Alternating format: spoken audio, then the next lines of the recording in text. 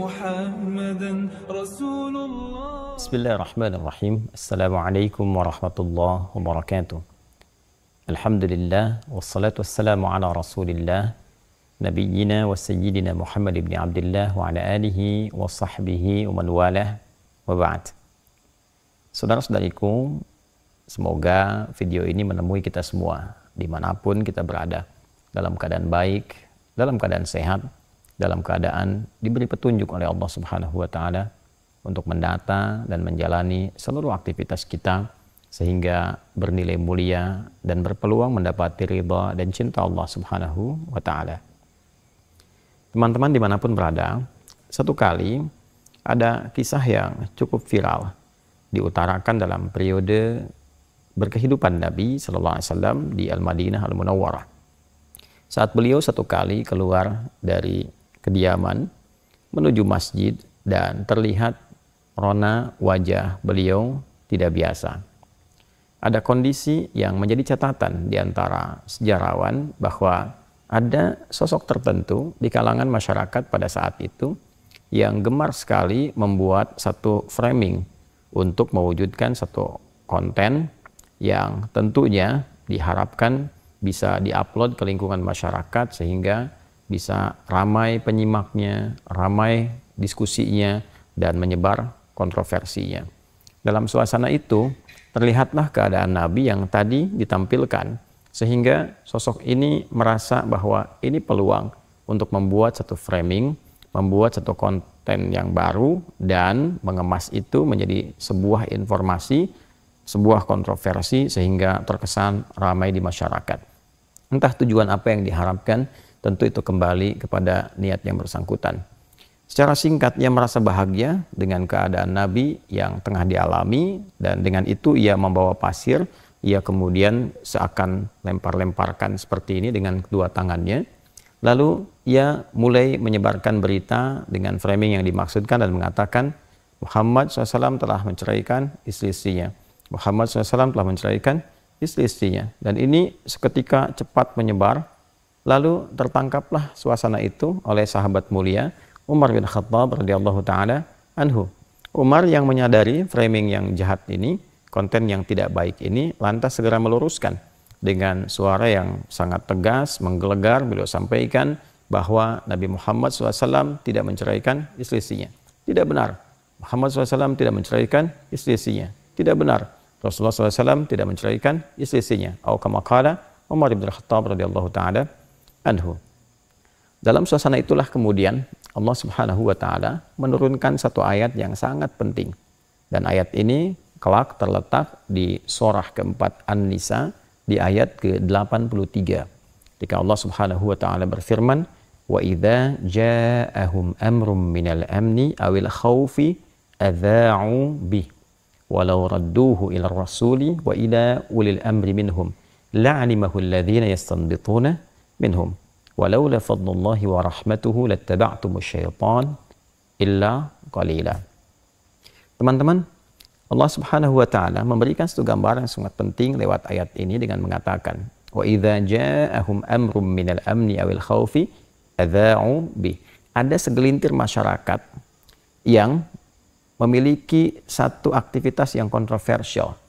Dia suka membuat satu konten, dia suka memframing keadaan, tak peduli baik keadaan itu amnu awil khauf, keadaan yang sedang nyaman atau keadaan yang sedang menggelisahkan, yang penting punya konten.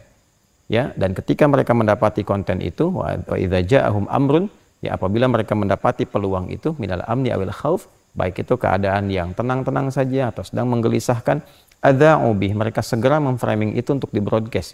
Ya, adza'u itu dari kata adza'a, akarnya dari kata idza'ah. Ya, idza'ah sekarang diterjemahkan dengan broadcast, ya, atau juga bikin ya upload, ditampilkan bentuk konten dan sebagainya. Kalau dulu bentuknya melalui syair-syair, kalau dulu bentuknya melalui publikasi-publikasi secara manual. Nah, dikembalikan. Lalu Allah memberikan satu pelajaran penting, pedoman bagi umat Islam yang memiliki iman dalam jiwanya. Nah, pedoman pertama, walau radduhu ila rasul wa ila ulil amri minhum la'alimahu alladhina yastanbitunahu minhum. Sekiranya akan lebih bijak bila berita yang didengar itu berita yang didapatkan itu. Jadi ada orang bikin konten, publikasikan, bikin framing. Orang-orang beriman itu tipikalnya tidak langsung menerima begitu saja. Dia cek dulu. Akan lebih bijak kata Allah sekiranya itu dikembalikan kepada sumber informasi utamanya. Karena tadi kisahnya tentang Rasul, coba cek ke Rasul, benar nggak berita itu? Atau wa ila al-ulil amri, ya, atau kepada yang punya otoritas. Yang punya otoritas di sini, ya kalau kita sekarang yang mengatur jalur informasinya, dicek urutannya kemana, dicek ini sumbernya dari mana, dicek ini frekuensinya apa, dicek urutan-urutannya kemana. Nah, sehingga ketemu secara keseluruhan, tersimpulkan dengan baik, oh paham maksudnya apa. Oh ini cara konteksnya seperti ini. Oh ternyata tidak seperti yang disampaikan. Sehingga kesimpulan itu bisa diambil dengan sempurna dan baik.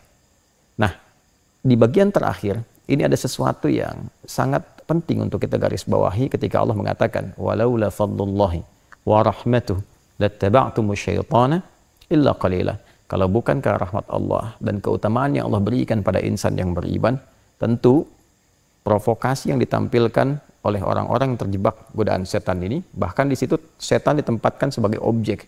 Ya, jadi orang-orang yang seringkali memframing, seringkali membuat konten-konten dengan tujuan-tujuan yang tidak baik, hanya untuk keramaian, hanya untuk mendapatkan perhatian, kontroversi dan sebagainya, itu disifati oleh Al-Quran dengan sifat yang sangat tegas. Ya, perilaku yang menyimpang yang selayaknya tidak dilakukan kecuali oleh setan. Nah, ini jadi persoalan. Ya, kemudian illa qalila, kecuali orang-orang yang betul-betul beriman yang paham, oh ini persoalan ini tidak penting, oh ini persoalan ini tidak benar. Jadi ada segelintir orang yang Allah tanamkan pada jiwa mereka yang tidak peduli dengan hal-hal yang demikian. Allah tanamkan pada diri mereka, paham, oh ini sesuatu yang tidak benar, sesuatu yang tidak baik untuk diikuti, dan sebagainya.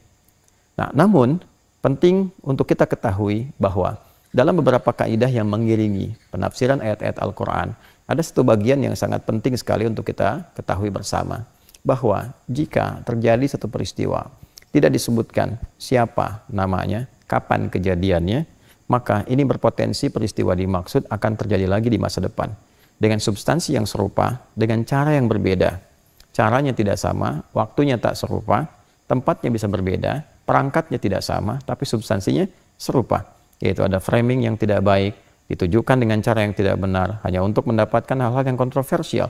Entah niat kembali kepada pemiliknya dan pembuatnya masing-masing. Apakah dunia, apakah perhatian. Nah, dalam konteks kekinian, perangkatnya bisa berubah. Media sosial, bisa YouTube, bisa Instagram, bisa Facebook, bisa macam-macam. Tujuannya kembali kepada pembuatnya masing-masing. Tapi prinsipnya ada sesuatu yang serupa. Senang banget kalau ada konten-konten tertentu yang kira-kira bisa jadi kontroversi. Ya, senang banget memframing sesuatu yang kira-kira menjadi perdebatan, jadi rame. Tujuannya kembali ke masing-masing. Wallahu alam, apakah subscriber, apakah AdSense, apakah nambah peminatnya, apakah macam-macam, apakah pemenuhan nafsu dan sebagainya. Tapi poin yang penting disampaikan di sini, insan beriman itu akan punya prinsip dalam dirinya. Dia punya dua hal. Yang pertama, dia akan selalu mencoba meng-cross-check kebenaran. Apa yang terjadi? Dia kembalikan kepada sumbernya. Dia cek apa konteksnya. Dia lihat apakah ini benar atau tidak. Kemudian yang kedua, dia selalu megang prinsip, ya, kebenaran di atas segalanya dengan berdasarkan petunjuk Allah Subhanahu wa Ta'ala. Pada hal-hal yang sudah dia ketahui, oh ini orang yang cuma cari kontroversi, cari keramaian, sehingga pada yang demikian itu dia menganggap berita-berita yang sampai pada yang demikian tidak penting, mengabaikan, ya, tidak dianggap, tidak dipedulikan, karena telah diketahui yang ini hanya butuh kontroversi, ini butuh keramaian saja, sehingga yang seperti itu dalam Al-Quran itu diarahkan untuk diabaikan, tidak dipedulikan. Nah, yang paling menarik, ada kisah kedua, teman-teman sekalian. Ini nanti yang memberikan respon yang sangat tegas dalam Al-Quran dengan turunnya surah ke-24 An-Nur di ayat ke-19 khususnya. Ya, kisah ini ada terkelit berkelindan juga dengan sikap dan sifat tentang framing dan pembentukan konten-konten yang kontroversial. Bila tadi menimpa Nabi SAW, yang ini menimpa istri tercinta beliau SAW, yaitu Sayyidah Aisyah radhiyallahu ta'ala anha. Seperti diketahui bahwa ketika beliau dalam perjalanan bersama Nabi SAW, kemudian kehilangan liontinnya atau barang berharga yang melekat pada beliau, lalu meminta izin pada Nabi SAW untuk mencari itu. Nabi utus seorang ajudannya untuk kemudian mencari, ya, membersamai, melihat, mencari, menapaki hingga kemudian ditemukan. Nah, di sisi yang lain, orang-orang yang tadi yang saya sering istilahkan itu para kontainer, ya produsen-produsen konten yang ingin mencoba selalu mencari peluang. Ada nggak yang bisa dibikin kontroversi? Ada nggak yang bisa menyebar jadi hoax yang rame dan sebagainya? Yang penting orang ya bisa rame, subscribernya dapat, rame, kemudian peminatnya banyak, maka di framing lah kejadian itu bahwa Sayyidah Aisyah radhiyallahu taala anha melakukan tindakan yang menyimpang. Ya, saya tidak bisa mengeluarkan kalimat yang tidak bagus kepada ibunda kita yang mulia ini, tapi ini framing yang sangat jahat. Ya, framing ini memberikan satu gambaran bahwa Sayyidah Aisyah melakukan tindakan yang menyimpang dengan ajudan tadi yang dimintakan untuk menemani beliau mencari dauntin yang dimaksudkan. Maka apa yang terjadi kemudian? Teman-teman sekalian menyebar berita yang tidak baik, sehingga pembebasannya langsung Allah turunkan dengan menurunkan ayat-ayat yang sangat tegas. Di antara ketegasan itu adalah ancaman yang Allah sampaikan pada orang-orang yang seringkali memframing berita-berita yang tidak baik, hal-hal yang tidak elok sehingga menimbulkan keresahan di masyarakat, menimbulkan bahkan tidak jarang fitnah. Ya, maka apa yang terjadi? Innal ladzina yuhibbuna an tashi'al fahishatu fil ladzina amanu lahum, nah ini, adzabun alimun fid dunya wal akhirah. Orang sungguh pakai innanya itu pakai taukid. Ya, harfun nasbin wa taukidin tansibul isma wa tarfa'ul khabara mabniun 'alal fathi la mahalla lahu min al-i'rab. Ya, aku tegaskan, jangan sampai kalian ragukan, tancapkan pada hati yang paling dalam. Aku tegaskan, kata Allah, bahwa orang-orang pakai alladzina tuh, ya, itu isim mausulnya bentuknya jam'ul jama', mencakup semuanya, baik laki-laki, perempuan, tua, muda, besar, kecil, siapapun itu. Ya, aku tegaskan, kata Allah, jangan pernah ragukan. Siapapun, mau laki-laki, mau perempuan, ya kan, yang senang sekali, yang punya hobi, yang merasa nyaman agar fitnah itu tersebar di kalangan insan beriman. Ya, hati-hati nih. Al-ibratu bi umumil lafzi la bi khususis sababi. Kalau dulu terjadi pada Sayyidah Aisyah, gitu kan? Nah, maka hukum umumnya berlaku bagi siapapun. Kejadian ini memberikan kepada kita satu panduan hukum bi umumil lafzi, lafadznya umum. Orang-orang yang senang kalau framing keburukan itu. Kalau dulu kasusnya fahisyah, gitu kan? Kasus tuduhan-tuduhan yang tidak etis. Nah, saya nggak bisa sebut ya kalimat itu karena sangat tidak layak disebutkan kepada ibunda kita tercinta. Ya, intinya orang-orang yang sangat nyaman, merasa senang, ya merasa kalau ada yang begitu lagi, oh senang nih. Ya, kalau ada yang kontroversi lagi, wah senang dibikin framing, dibikin macam-macam, seakan-akan kontroversi padahal tidak ada apa-apa di dalamnya. Nah, orang-orang semacam itu Allah janjikan ya satu hukuman yang sangat luar biasa, berbahaya sesungguhnya. Ya. Orang-orang yang senang memframing sesuatu dan menjadi jahat, bentuk hoax yang tersebar pada kalangan orang beriman, maka Allah janjikan siksa yang sangat pedih di dunia dan di akhirat. Ya, hati-hati. Teman-teman sekalian, di dunia itu bentuk siksa itu ada dua. Bisa hal yang langsung buruk dialami seketika, secara buruk yang kita lihat. Ya, mohon maaf misalnya terjadi satu musibah yang tidak biasa dan sebagainya dalam bentuk baik penyakit, baik yang lain, baik celaka, baik macam-macam. Atau yang kedua yang sifatnya istidraj. Ya, istidraj itu paling bahaya. Sanastadrijuhum min haitsu la ya'lamun. Ini paling bahaya karena nggak ngerasa bahwa itu salah. Akhirnya yang terjadi apa? Bikin konten lagi. Ya, cari lagi, di framing lagi seakan-akan ini ada orang-orang yang sangat berbahaya, dibikinkan framing, ditampilkan. Nah, orientasinya wallahu a'lam kembali ke masing-masing, tapi jadi hobi. Nah, ini yang paling bahaya karena tak terasa bahwa itu salah. Sehingga kalaupun dapat, taruhlah dibuat di YouTube dapat AdSense, nah itu jadi haram. Dan haram ketika dimakan jadi daging, terbawa lagi suasana itu. Nah, ini yang paling berbahaya. Orang-orang seperti ini ketika tidak merasa berbuat keburukan dalam dirinya, nah di akhirat ancamannya lebih besar. Di akhirat ancamannya lebih besar. Nah, teman-teman, ini penting saya sampaikan karena kita perhatikan, saya sejak di Madinah, kemudian di Mekah dan sekarang kembali ke Indonesia, memperhatikan bahwa kecenderungan tampilan-tampilan semacam itu sekarang hadir di kalangan masyarakat kita dalam dunia maya khususnya, dan berdampak pada dunia nyata dalam pergaulan dan sebagainya. Itu sangat membahayakan, dan resikonya tinggi. Jika itu dipertahankan sampai pulang, maka apa yang dibawa ke hadapan Allah Subhanahu wa Ta'ala? Ini sesuatu yang penting, betul-betul harus dipahami oleh insan beriman. Ya, apalagi kemudian jika yang keluar itu adalah kata-kata yang sangat sensitif terkait dengan nilai-nilai akidah. Ya, saya kasih gambaran misal. Ada beberapa framing yang saya perhatikan dan sampai beritanya bahkan sejak saya berada di Madinah. Ya, tentang satu tausiah kita, lebih tepatnya tentang ceramah yang kami sampaikan dalam orientasi mahasiswa baru yang ada di Universitas Muhammadiyah Riau, yaitu gabungan. Dan itu universitas bukan hanya untuk orang Islam, non-muslimnya juga ada, kan? ada orang Kristen, ada yang Katolik, ada yang lain-lain dan sebagainya, dan cukup banyak. Dari 2.500 itu ada 800 ya kurang lebih yang non muslimnya, yang pada saat itu menjadi angkatan awal yang masuk itu ada 160 bergabung keseluruhannya. Acaranya sangat jelas, sangat tidak ada masalah, bahkan disatukan juga dengan satu kegiatan dari Majelis Tabligh Muhammadiyah ya, dan semua baik-baik saja. Tapi framing-framing ini kemudian terjadi, dan saya melihat ada kata-kata yang sesungguhnya sangat berbahaya konsekuensinya. Ini saya mengingatkan mumpung masih di dunia. Ya, bagi saya tidak akan banyak pengaruh. Karena saya mempertanggungjawabkan semua yang telah disampaikan, dan semua hadirin di sana melihat ya, dan yang menyaksikan juga ada, dan orang-orang yang hadir, yang tahu, paham konteks dan sebagainya. Tidak ada sesuatu pun yang berseberangan atau bertentangan dengan nilai akidah. Nah, ketika framing itu ada dan keluar kata-kata apakah itu sesat, apakah itu macam, itu akan kembali mencari pemiliknya. Jika tidak ditemukan kepada pemiliknya, dia kembali kepada orang yang menuturkan. Saya cuma katakan hati-hati. Sekali lagi, hati-hati. Nah, kelemahan kita saat ini sering kita dapatkan bahwa orang yang jauh itu bisa menafsirkan kata-kata orang yang bahkan mengetahui ya dalam tanda petik maksud orang itu bicara. Ini kan sesuatu kekacauan berpikir yang sangat berbahaya. Saya beri contoh. Saya menyampaikan kalimat jelas, terang.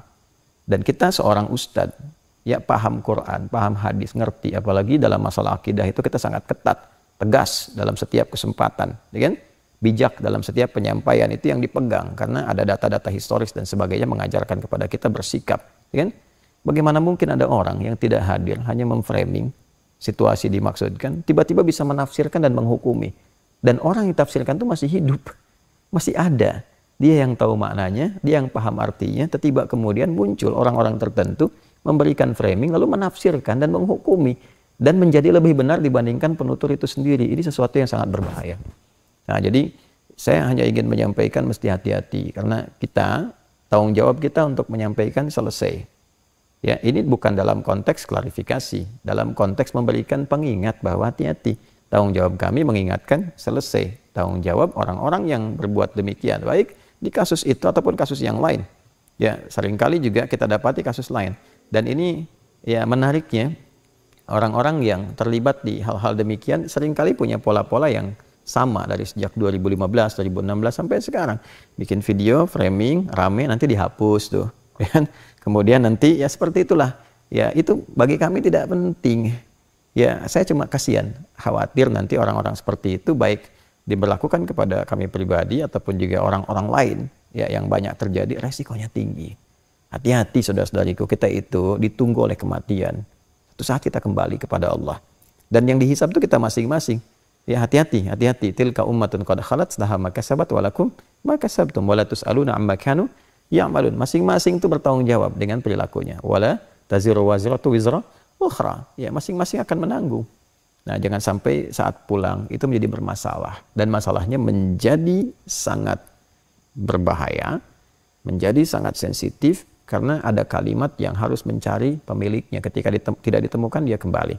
Ya, kalau persoalan-persoalan terkait dengan organisatoris itu akan ditangani tertibnya sendiri. Misal dalam 2 kali kesempatan kita ada kegiatan yang diselenggarakan oleh Muhammadiyah, baik di Universitas Muhammadiyah Jakarta yang ramai dulu, framing kasus Asy'ara dan sebagainya.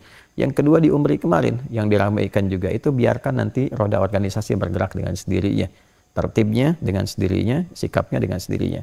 Tapi tanggung jawab kita sebagai bagian dari ulama, ya, bagian juga dari duat untuk mengingatkan supaya hati-hati.